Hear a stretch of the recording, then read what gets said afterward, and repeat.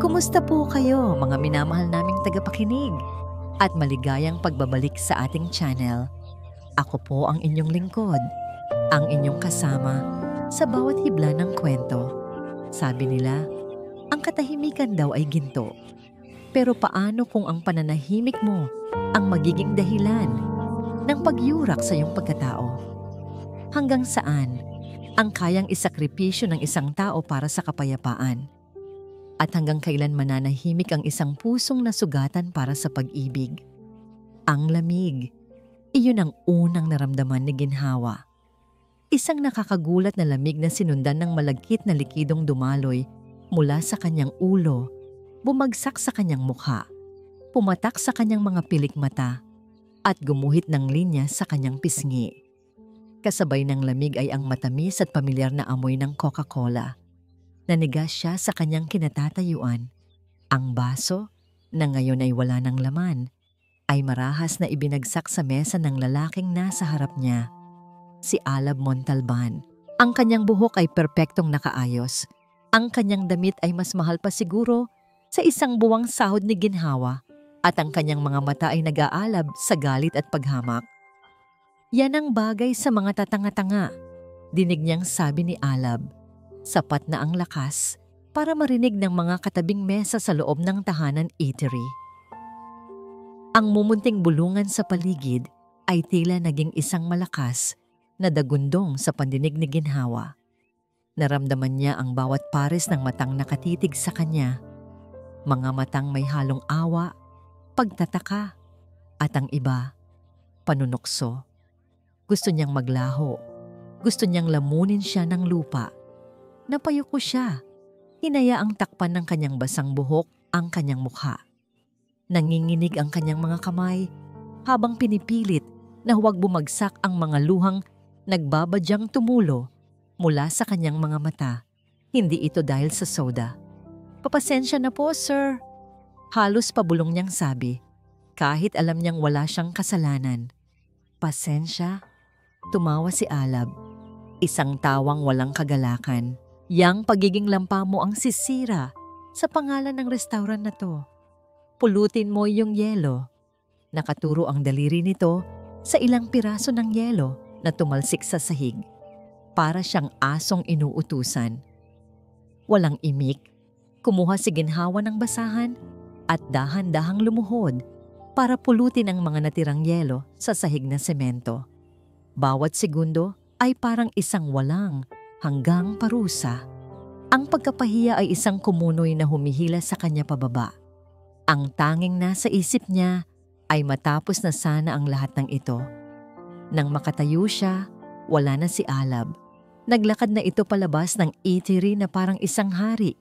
Iniwan ang gulo at ang kahihiyang dinulot nito. Nagmamadali siyang pumasok sa banyo ng mga empleyado. Doon, sa harap ng isang maliit at may kalumaang salamin, tuluyan nang bumuhos ang kanyang mga luha. Tiningnan niya ang kanyang sarili, ang uniforme niyang nabasa ng itim na likido, ang buhok niyang magulo at malagkit. Hindi ang mantsa sa damit ang inaalala niya, kundi ang mantsa sa kanyang pagkatao. Pero habang pinupunasan niya ang kanyang mukha ng tissue, isang desisyon ang nabuo sa kanyang isipan. Isang desisyon na isinilang mula sa takot at pagmamahal. Hindi ito malalaman ni Siklab. Hindi pwedeng malaman ng asawa niya ang nangyari. Kilala niya si Siklab. Sa kabila ng mahinahon at mapagmahal nitong anyo, may itinatago itong bagsik. Isang bagsik na minsan pa lang niyang nasilayan at ayaw na niyang makita pang muli. Ayaw niyang madamay ito sa gulo. Ayaw niyang mag-alala ito. Ang pamilyang Montalban ay makapangyarihan at sila ay simpleng mamamayan lamang, walang laban.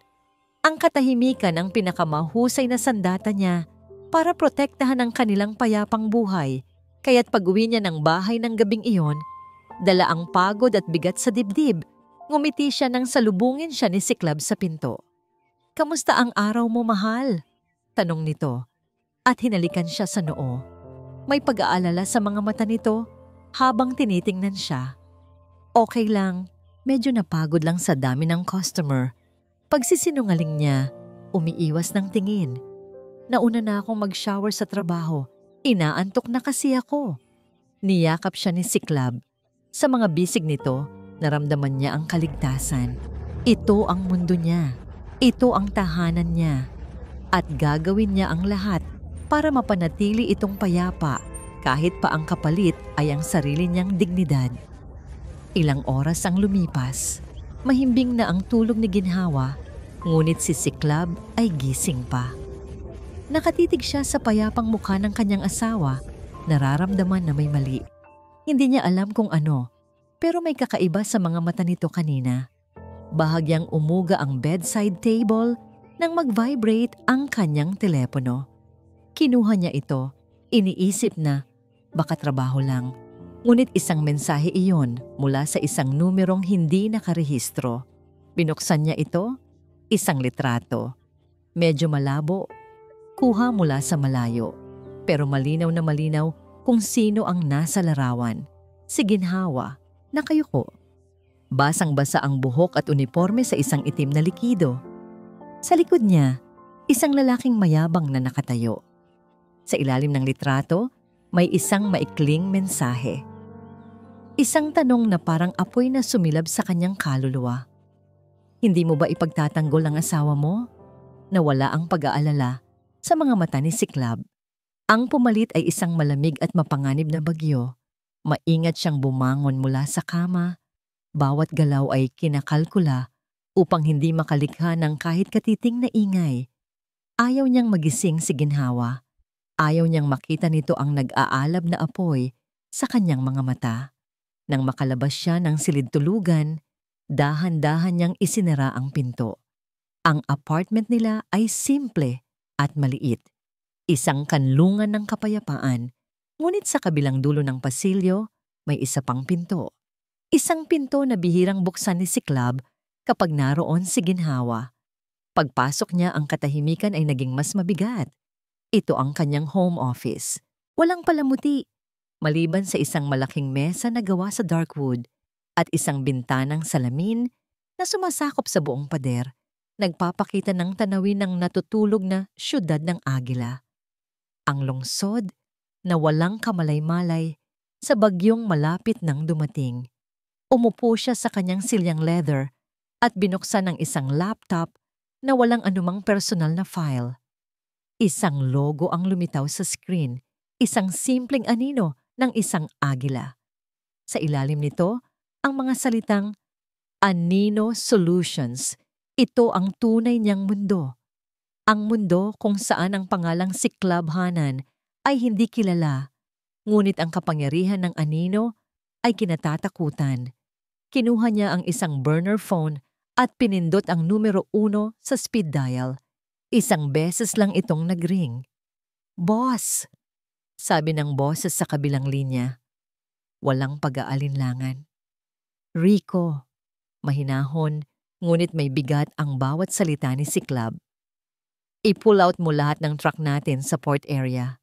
Simula bukas, walang bakal na makakapasok o makakalabas para sa Montalban Prime Holdings." "May problema po ba, boss?"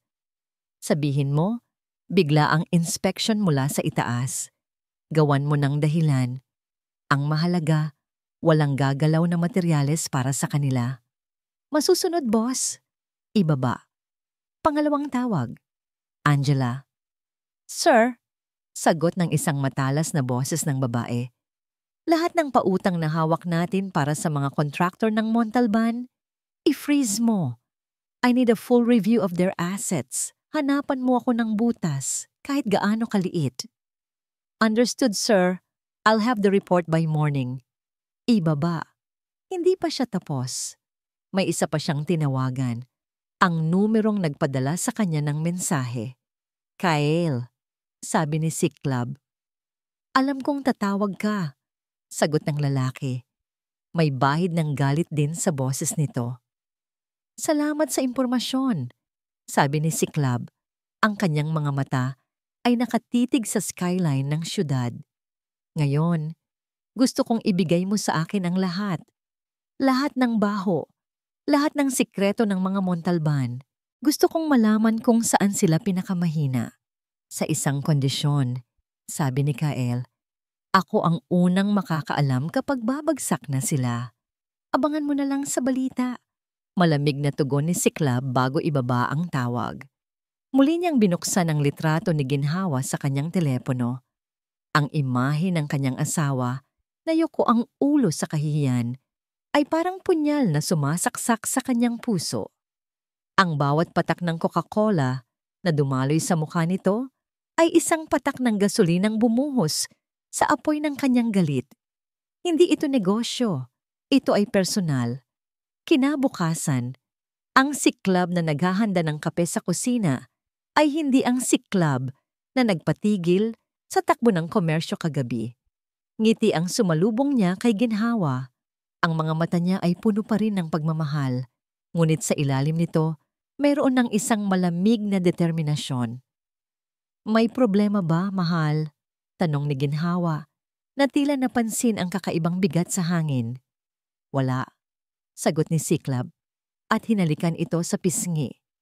Pagod lang siguro, huwag mo akong alalahanin.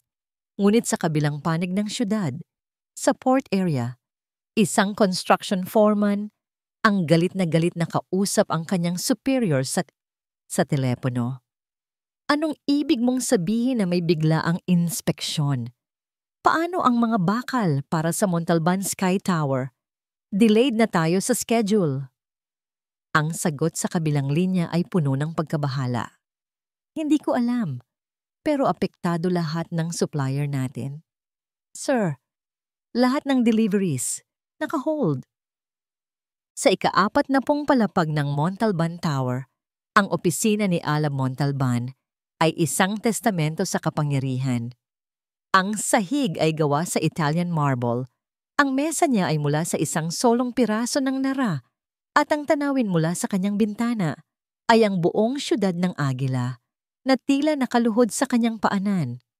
Ano ang kwenta ng koneksyon natin kung hindi natin kayang magpalabas ng isang truck ng bakal? Sigaw ni Alab sa kanyang telepono. Ang kanyang mukha ay namumula sa inis. Bayaran niyo kung sino ang kailangang bayaran. I don't care how you do it. Just get it done. Marahas niyang ibinagsak ang telepono. Para sa kanya, ito ay isang simpleng aberya lamang. Isang maliit na bato sa kanyang perpektong daan. Sanay siyang nakukuha ang lahat ng gusto niya. Maya-maya, bumukas ang pinto ng kanyang opisina. Pumasok si Silvan Montalban. Ang kanyang ama ay hindi katulad niya. Kung si Alab ay isang apoy na sumisiklab, si Silvan ay isang malalim at tahimik na karagatan. Mas delikado. May problema raw sa port? Tanong ni Silvan. Ang kanyang boses ay kalmado. Just some stupid bureaucratic issue, Dad. Sagot ni Alab. Pilit na pinapakita na kontrolado niya ang lahat. I'm handling it. Talaga? Umupo si Silvan sa silyang nasa harap ng mesa ni Alab. Dahil ang report na natanggap ko kaninang umaga ay hindi lang ang bakal ang nakahold, pati ang semento mula sa Cebu at ang mga salamin mula sa Laguna. 3 magkakaibang supplier. 3 magkakaibang issue. Coincidence ba yon para sa'yo, Alab? Biglang kinabahan si Alab. Hindi niya alam ang tungkol sa semento at salamin. I'll make some calls. Gawin mo, sabi ni Silvan. Ang kanyang mga mata ay matalim. Gusto kong malaman kung sino ang naglalaro sa atin. Sa sumunod na oras, ang opisina ni Alab ay naging saksi sa kanyang unti-unting pagbagsak. Tinawagan niya ang kanyang mga koneksyon. Mga taong dati ay isang text lang ang layo. Ngayon, lahat sila ay may dahilan. Sorry, Alab, may bigla ang internal audit kami. Pasensya na, but our hands are tied right now. Bro, I can't. May utos galing sa itaas. Bawat tawag ay isang sampal sa kanyang pagkatao. Ang kapangyarihang ipinagmamalaki niya ay biglang naging walang silbi. Samantala, sa kabilang dulo ng gusali, sa mas malaki at mas tahimik na opisina, si Silvan Montalban ay nakatayo sa harap ng kanyang bintana. Hindi siya galit. Siya ay nag-iisip. Nag-aanalisa. Sino? Sino ang may kakayahang gawin ito? Ang mga kalaban niya sa negosyo ay masyadong halata kung kumilos. Ang mga kaaway niya sa politika ay masyadong maingay. Ang ataking ito ay iba. Ito ay tahimik, mabisa, parang isang anino na sinasakal ang kanyang kumpanya nang hindi niya nakikita. Kinuha niya ang isang listahan ng lahat ng kanilang mga kasalukuyang proyekto, mga kasosyo, at maging ang mga maliliit na kontratista. Hinahanap niya ang isang koneksyon, isang pattern, ngunit wala siyang makita. Biglang tumunog ang kanyang private line, ang kanyang stockbroker. Mr. Montalban, sabi ng boses sa kabilang linya, may halong pag-aalala. I think you need to see this. Isang link ang ipinadala sa kanyang computer. Binuksan niya ito. Isang financial news website. Ang headline, Mon Prime Stocks, bumagsak sa unang pagkakataon sa isang dekada kasunod ng kami. Mga alingasengas tungkol sa project delays. Ang kulay pulang araw na nakaturo pababa sa tabi ng stock symbol ng Montalban Prime Holdings ay parang isang sugat na biglang bumukas. Hindi malaki ang ibinagsak, pero ito ang simula. Ito ang unang bitak sa pader. Ang bulong-bulungan sa mundo ng negosyo ay mas mabilis kumalat kaysa sa apoy. At alam ni Sylvan, sa kauna-unahang pagkakataon sa loob ng maraming taon, na ang kanyang imperyo ay nagsisimula ng dugo. Lumipas ang mga araw na tila ba may isang manipis na salamin sa pagitan ni Ginhawa at Siklab. Magkasama sila sa iisang bahay, natutulog sa iisang kama, ngunit nararamdaman ni Ginhawa ang distansya. Napapansin niya ang pangingitim sa ilalim ng mga mata ng kanyang asawa, ang paraan ng pagtitig nito sa kawalan habang nagkakape sa umaga. Mas madalas na itong tumatanggap ng mga tawag sa telepono na sinasagot nito sa labas. May problema ba sa trabaho, mahal? Lagi niyang tanong. Pagod lang. Huwag mo akong intindihin. Lagi nitong sagot. Kasama ang isang pilit ng ngiti. Isang hapon, habang nag-aayos siya ng kanilang sala, nag-scroll siya sa kanyang telepono para magbasa ng balita. Isang headline ang pumukaw sa kanyang atensyon. Isang pamilyar na pangalan. Imperyo ng mga Montalban, ginigimbal ng mga di maipaliwanag na problema sa negosyo. Biglang kumabog ang dibdib niya. Binasa niya ang artikulo. Nakasaad doon ang tungkol sa mga naantalang proyekto, pag-atras ng mga investor, at ang patuloy na pagbagsak ng kanilang stocks. May larawan pa ni Sylvan Montalban na seryoso ang mukha habang papalabas sa isang gusali. Parang nanuyo ang lalamunan niya. Nagkataon lang ba? O may kinalaman ito sa... Ipinilig niya ang kanyang ulo. Imposible. Sino naman si Siklab para kalabanin ang isang pamilyang kasing kapangyarihan ng mga Montalban? Ang asawa niya ay isang simpleng consultant, isang mabait at tahimik na tao. Ngunit ang pakiramdam ng kaba ay hindi nawala. Kinagabihan, habang naghahanda siya ng hapunan, tumunog ang kanyang telepono, isang unknown number. Nag-alinlangan siyang sagutin, pero sinagot pa rin na niya. Hello? Katahimikan. Wala siyang marinig kundi ang mahinang paghinga sa kabilang linya. Hello? Sino to? Ulit niya, nagsisimula ng kabahan. Nanlamig ang buong katawan niya. Ang katahimikang yon, pamilyar. Ito ang katahimikang naghahatid ng panganib. Ito ang katahimikang matagal na niyang tinakasan. Biglang ibinaba ang tawag. Napahigpit ang hawak niya sa telepono. Napasandal siya sa pader, nanginginig. Ang nakaraang pilit niyang ibinabaon ay tila biglang kumakatok sa kanyang pinto. Mahal, okay ka lang? Nagulat siya sa biglang paglitaw ni Siklab sa kanyang likuran.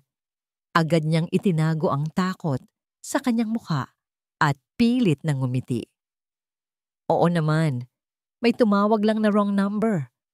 Kinabukasan, habang naglilinis si ginhawa ng opisina ni Siklab, may iniutos ito. Mahal, pwede mo bang hanapin yung folder na may markang Laguna Prospects?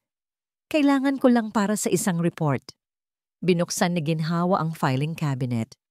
Habang naghahanap, may nahagip ang kanyang kamay sa ilalim. Isang maliit na susi. Alam niyang para iyon sa nakakandadong drawer sa mesa ni Siklab. Hindi niya dapat pakialaman, pero ang mga nangyari sa mga nakalipas na araw ay nagtulak sa kanya. Gamit ang nanginginig na kamay, binuksan niya ang drawer.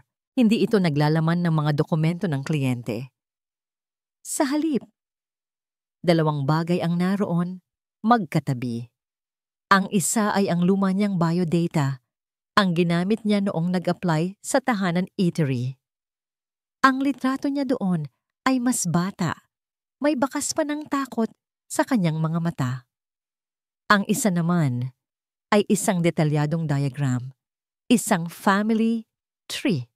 Sa pinakatuktok, nakasulat ang pangalang Montalban. Bawat miyembro ng pamilya, bawat koneksyon sa negosyo, bawat posibleng kahinaan, nakamapa lahat. Napatakip si ginhawa sa kanyang bibig. Ang paghinga niya ay tila na hinto. Ang lahat ng ito ay hindi nagkataon lamang. Ang problema ng mga Montalban, ang asawa niya ang may gawa. At ang lahat ng ito ay nagsimula dahil sa kanya. Pero bakit? Bakit may kopya si Siklab ng biodata niya sa tabi ng plano ng pag-atake sa mga Montalban?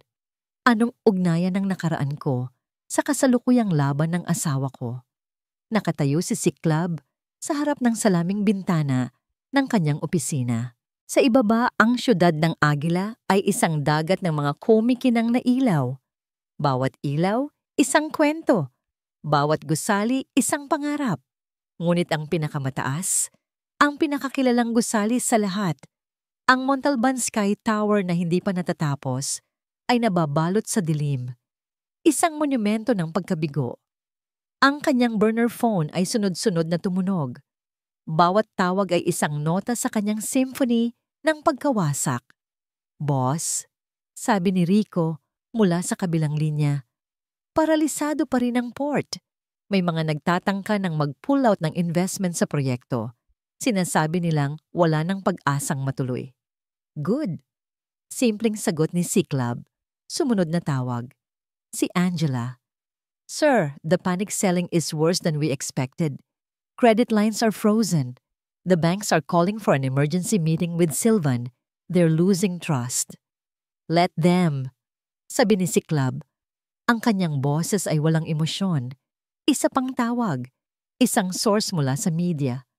Nagsisimula ng maglabasan ng mga lumang kaso ng Montalban, mga anomalya sa lupa, mga reklamo ng mga dating empleyado, parang mga dagang nagsisilabasan mula sa nasusunog na barko.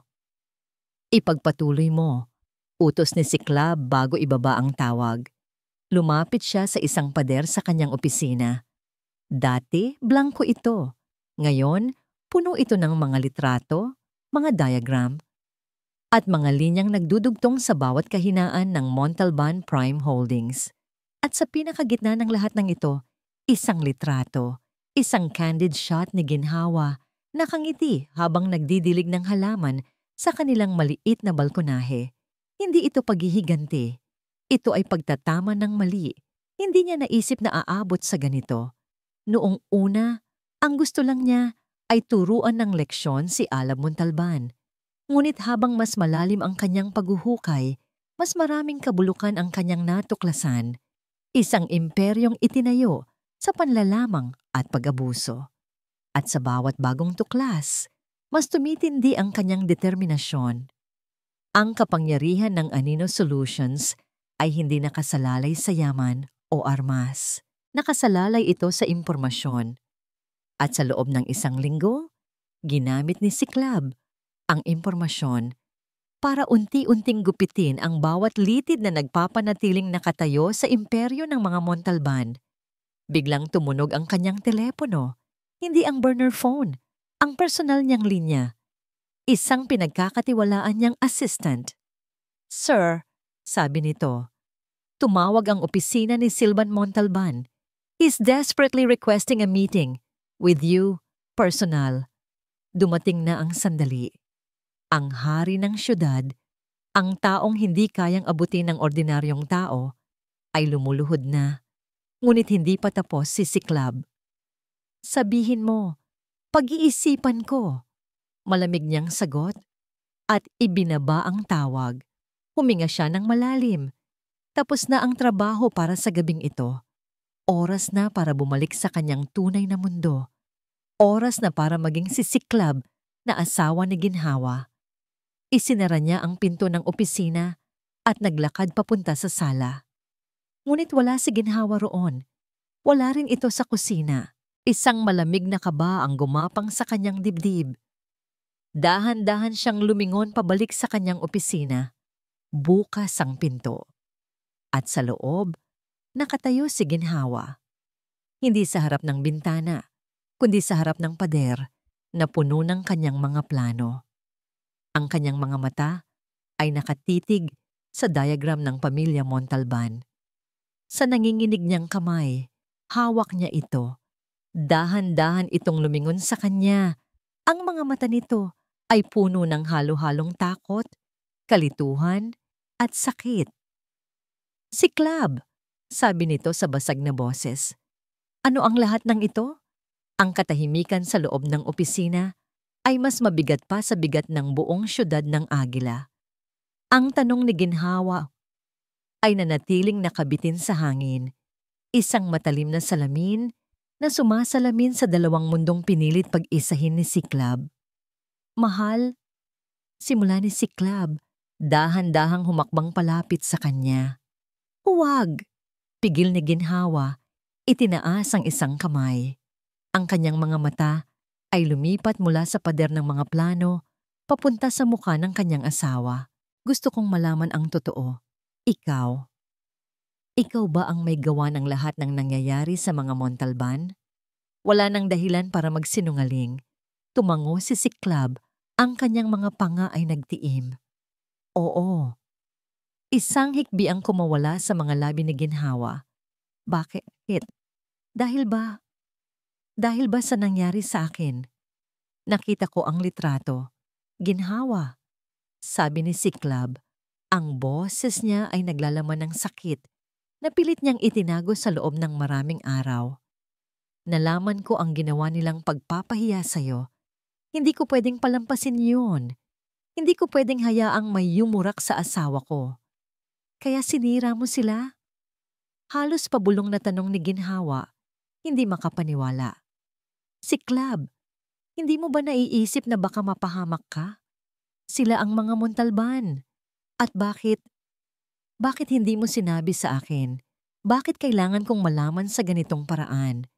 Hindi mo ba ako pinagkakatiwalaan?" Ang tanong na yon ang tumama sa pinakamasakit na parte. "Pinoprotektahan lang kita." Tumaas ang boses ni Siklab.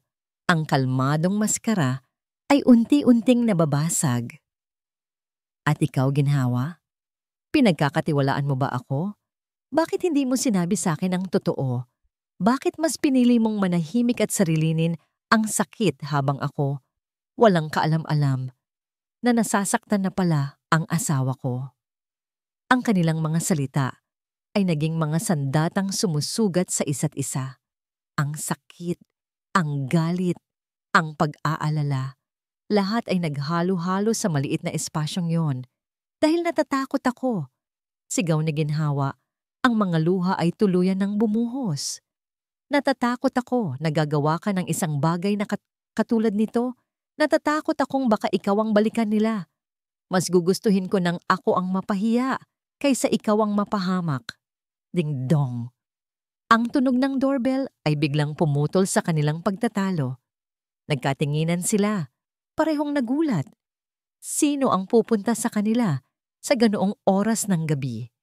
Nag-aalangan, si Siklab ang naglakad papunta sa pinto. Bago niya ito buksan, sumilip muna siya sa peephole. Isang pamilyar na mukha. Ang lalaking nagtatrabaho sa kusina ng tahanan eatery. Ang lalaking nagpadala sa kanya ng mensahe. Si Kyle.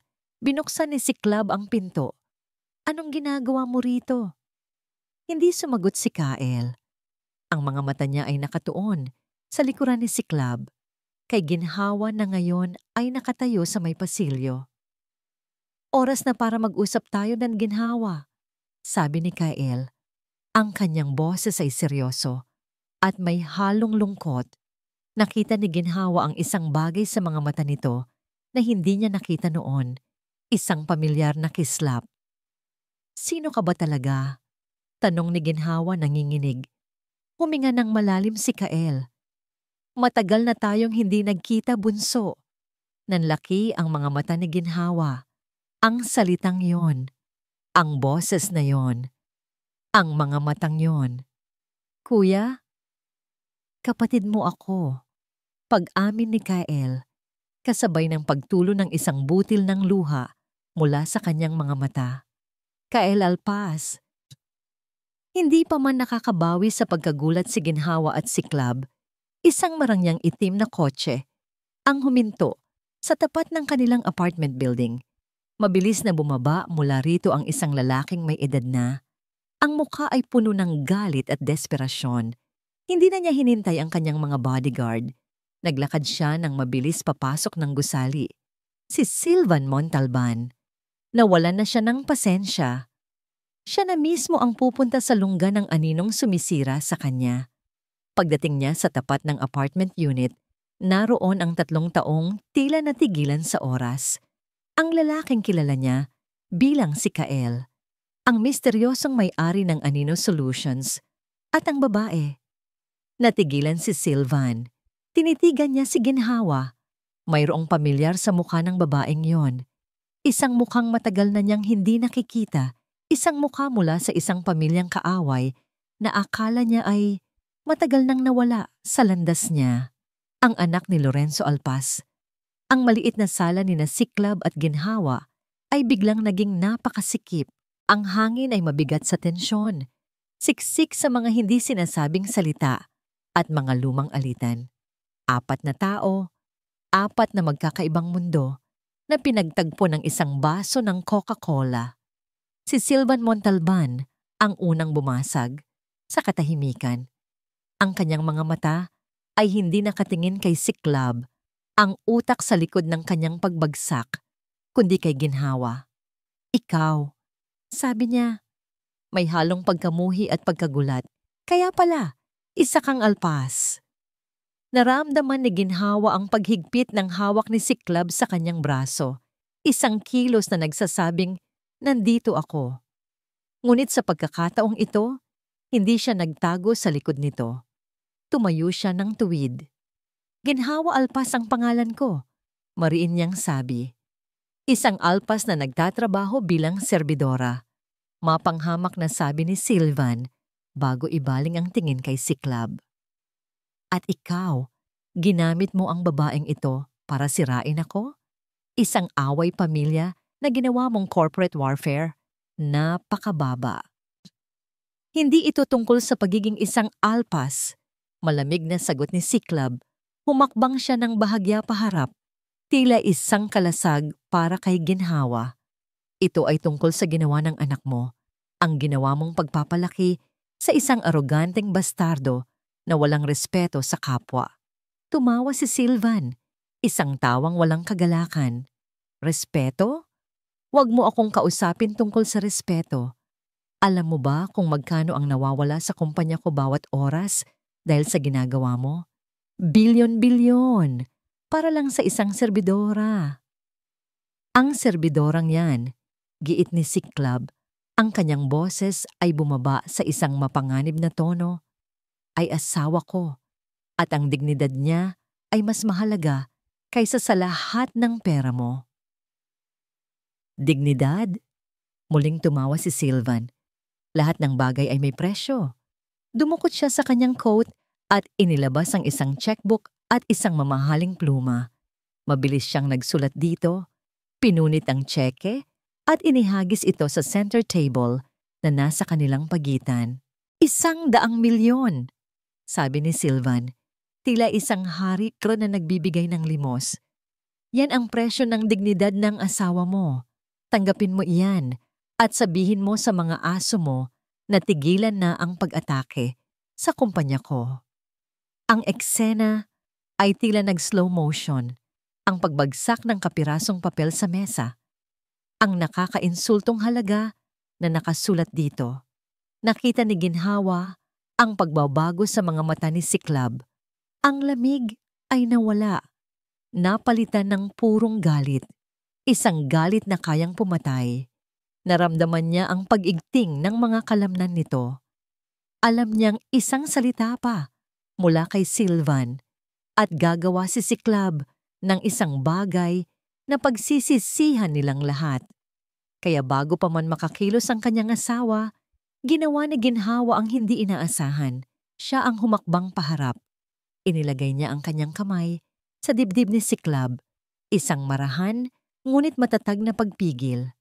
Pagkatapos, tiningnan niya ng diretso si Sylvan Montalban. Wala nang takot sa kanyang mga mata, wala nang pag-aalinlangan. Ang nandoon ay ang kalmadong lakas ng isang taong wala nang maaaring kunin pa sa kanya. Kinuha niya ang tseke mula sa mesa. Tiningnan ito. At pagkatapos, sa harap ni Sylvan Montalban, dahan-dahan niya itong pinununit. Pinunit niya ito sa gitna. Tapos pinunit niya ulit at ulit. Hanggang sa ang kapirasong papel na nagkakahalaga ng 100 milyon ay naging maliliit na konfeti na lamang. Ibinagsak niya ang mga piraso ng papel sa mesa na parang mga tuyong dahon. Hindi mabibili ng pera ninyo ang dignidad ko, sabi ni Ginhawa. Ang kanyang boses ay hindi malakas, ngunit umalingaw-ngaw ito sa bawat sulok ng silid. Pero, dagdag niya, at tinitigan ang naguguluhang mukha ng bilyonaryo, mayroon akong presyo. Nakatitig si Ginhawa kay Sylvan Montalban. Ang kanyang mga mata ay matapang at malinaw. Ang nangingibabaw na takot ay tuluyan ng nawala, napalitan ng isang kakaibang kalinawan. Sa tabi niya, naramdaman niya ang matinding pagkabigla ni Siklab at ang pagkamangha sa mukha ni Kael. Si Sylvan Montalban, na sana'y kontrolin ang bawat sitwasyon, ay biglang nawalan ng kakayahang magsalita. Hindi niya inaasahan ang pagpunit sa tseke, lalo na ang mga salitang lumabas sa bibig ng serbidorang ito. 100 milyong piso ay hindi sapat para bilhin ang pagpapahiya na naramdaman ko. Simula ni Ginhawa, ang kanyang boses ay kalmado, ngunit puno ng bigat. Pero ang dangal, hindi yan binibili, ibinabalik yan. Huminga siya ng malalim, hinayaan ang mga salita niya na bumalot sa silid. May 3 kondisyon ako, Mr. Montalban, patuloy ni Ginhawa. At kung tatanggapin ninyo ang mga ito, titigil ang lahat ng pag-atake sa inyong kumpanya. Tumingin siya kay Sylvan, na ngayon ay tila isang tigre na nakulong, pilit na pinapanatili ang kanyang dangal. Una, sabi ni Ginhawa, gusto ko na si Alab Montalban ay mag-public apology, hindi sa akin, kundi sa lahat ng manggagawa ng tahanan eatery. Sa lahat ng ordinaryong taong pinahiya niya at minamaliit. Gusto kong sabihin niya, sa harap ng lahat, na mali ang ginawa niya at walang sino man ang dapat yurakan ang dignidad. Halos pumalag si Sylvan. Isang public apology? Para sa isang insidente lamang? Isang insidente na sumira sa aking pagkatao at sa marami pang iba na binastos ng anak ninyo. Matapang na sagot ni Ginhawa. At kung iniisip ninyong maliit na bagay lang yan, iyon ang dahilan kung bakit nasa ganitong sitwasyon ang kumpanya ninyo. Nag-aalala na si Kael at si Club sa kaharap nilang bilyonaryo. Ngunit isang sulyap lamang mula kay Ginhawa ang nagpakalma sa kanila. Ikalawa, patuloy ni Ginhawa. Gusto ko na ang Montalban Prime Holdings ay magtatag ng isang malaking charity foundation. Ang layunin ay magbigay ng scholarships at tulong pinansyal sa mga anak ng mga construction worker, mga service crew, at iba pang minimum wage earners. Gusto kong ang pundasyong iyan ay magdadala ng pangalan ng isang tao na kagalang-galang, isang simbolo ng pag-asa para sa mga inaapi. Hindi na makapagsalita si Sylvan. Ang mga kondisyon ay hindi lang pinansyal, kundi naglalayon din na saktan ang kanyang reputasyon at ego. At ikatlo, patapos ni ginhawa, ang kanyang tinig ay naging mas matatag.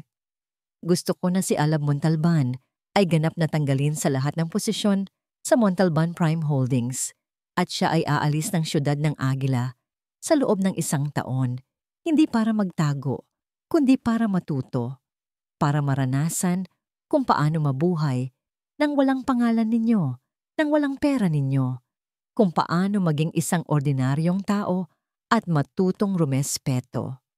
Naramdaman ni ginhawa ang paghawak ni Cyclops sa kanyang kamay. Hindi na ito isang pagpigil, ito ay isang paghanga, isang pagmamalaki. Hindi siya kailangang protektahan. Siya ang gumawa ng sarili niyang proteksyon. Si Sylvan Montalban ay tila na bato. Ang kanyang mukha ay nagpapakita ng isang labanan sa pagitan ng kanyang pagmamataas at ng pagbagsak ng kanyang imperyo. Ang mga kondisyong ito ay mas masakit kaysa sa financial loss. Ito ay pagpatay sa kanyang dignidad, sa kanyang legacy. Ngunit ang Anino Solutions ay hindi titigil. Ang kanyang kumpanya ay unti-unting nalulunod. Tumingin siya sa kanyang mga bodyguard na naghihintay sa labas. Pagkatapos, tumingin siya sa nagbabantang presensya ni Cyclops, sa seryosong mukha ni Kael, at sa huling-huli, sa matapang na mga mata ni ginhawa. Kung sasang-ayunan ko ang lahat ng ito, sabi ni Sylvan, ang kanyang boses ay tila uhaw. Titigil ba ang pag-atake niyo sa kumpanya ko? Ngumiti ng bahagya si Cyclops, isang ngiting hindi nakaka-relax, kundi nakakapanindig balahibo. Hindi ako ang magpapasya, Mr. Montalban, sagot ni Cyclops, at ang kanyang mga mata ay puno ng pagmamahal at paggalang habang tinititigan si ginhawa. Ang asawa ko. Ang balita ay mabilis kumalat.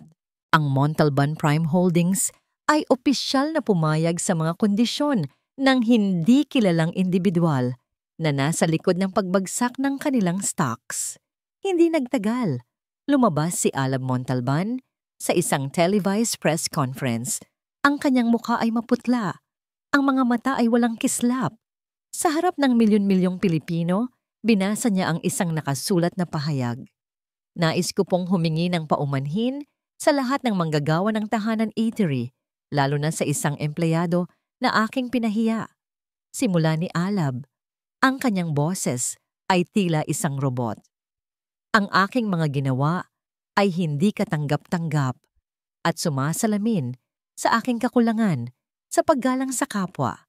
Nangangako akong pagbabaguhin ang aking sarili at matuto mula sa aking mga pagkakamali. Ito ay hindi perpektong paghingi ng tawad, walang emosyon. Ngunit para kay ginhawa, sapat na yon. Ang pagkilala sa kanyang pagkakamali, gaano man kapilit ay isang simula. Makalipas ang ilang linggo, formal na itinatag ang Hanan Alpas Foundation na naglalayong magbigay ng edukasyon sa mga anak ng mga manggagawa. Ang pangalang Hanan Alpas ay isang testamento sa pagkakaisa at paghilom ng 2 pamilya, isang bagay na hindi inakala ni ginhawa na posible. Sa kanilang apartment, ang katahimikan sa pagitan ni ginhawa at Cyclops ay hindi na mabigat. Ito ay naging payapa. Isang gabi, habang nagkakape sila sa balkonahe, hinawakan ni ginhawa ang kamay ni Cyclops. Cyclops, mahinahon niyang sabi, bakit mo itinago sa akin ang pagkatao mo? Tumingin si Cyclops sa kanya. Ang kanyang mga mata ay puno ng pagmamahal. Ayaw kong madamay ka sa dilim ng mundo ko, mahal. Gusto ko, ang buhay mo ay maging liwanag. Hindi ko sinasadyang makontrol ka o pagdudahan ang lakas mo. Ginawa ko lang ang sa tingin ko ay pinakamabuti para sa'yo. Alam ko, Tugon ni ginhawa at ngumiti. Pero mali ako na manahimik. Dapat ay sinabi ko sa'yo. Hindi ko dapat hinayaang sirain ako ng takot. Pareho tayong nagkamali, sabi ni Siklab at hinalikan ang kanyang noo. Pero pareho rin tayong matututo. Ngayon, wala nang sikreto, wala nang anino sa pagitan natin. Sa sumunod na araw, nakipagkita si ginhawa kay Kyle sa isang coffee shop.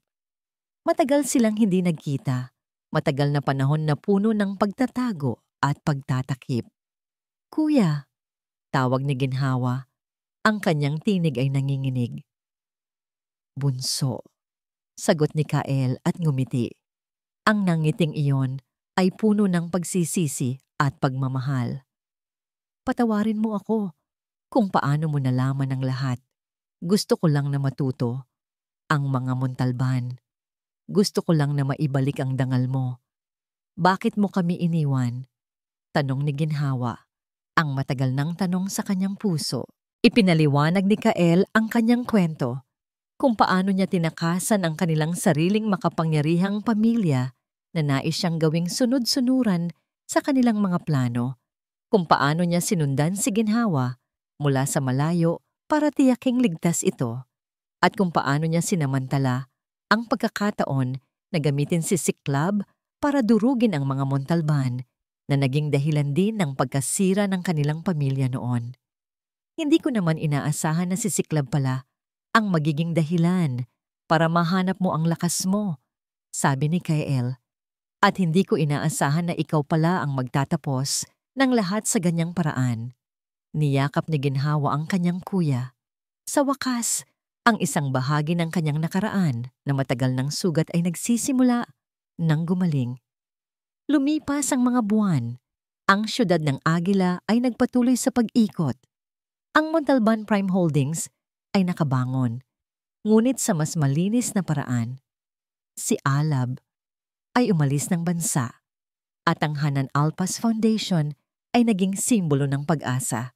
Isang araw, habang naglalakad sa tabing dagat, magkahawak kamay sina Siklab at ginhawa. Ang araw ay lumulubog at ang mga kulay sa kalangitan ay tila nagpapahiwatig ng isang bagong simula. Hindi na naglalakad si Siklab sa unahan para protektahan si ginhawa mula sa mundo. Magkatabi silang lumalakad, magkapantay.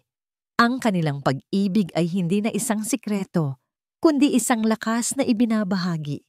Ngayon, alam na ni ginhawa ang totoo niyang halaga at alam ni Siklab na ang pinakamabuting paraan para protektahan ang kanyang asawa ay ang hayaan itong magningning sa kanyang sariling liwanag. At dito po nagtatapos ang kwento nila, Ginhawa at Siklab, isang paglalakbay na nagturo sa atin na ang tunay na pag-ibig ay hindi lang tungkol sa pagmamahal, kundi sa pagtitiwala, paghilom, at pagbibigay ng lakas sa isa't isa para tumayo sa sariling mga paa. Ang dangal ay hindi kailanman mabibili ng pera. Ito ay ipinaglalaban at ipinagtatanggol. Maging ang pinakamalalim na sugat mula sa nakaraan ay kayang gumaling sa tamang pag-ibig at pag-unawa. Taos-puso po akong nagpapasalamat sa inyong walang sawang pagsubaybay sa bawat kabanata ng kwentong ito. Ang inyong suporta, ang aming inspirasyon. Nais ko pong marinig ang inyong saloobin. Anong aral ang inyong napulot? Ano ang pinakapaborito ninyong eksena? I-comment nyo lang po sa ibaba. Kung nagustuhan ninyo ang kwentong ito, isang pindot lang po sa like button, i-share, at mag-subscribe na rin po kayo sa ating channel para sa mas marami pang nakakaantig na kwento ng pag-ibig at buhay. Muli, ako po ang inyong lingkod, nag-iiwan ng isang paalala. Ang bawat puso ay may sariling kwento at ang bawat kwento ay may aral na naghihintay. Pagpalain po kayo ng Panginoon, kayo at ang inyong buong pamilya. Hanggang sa muli.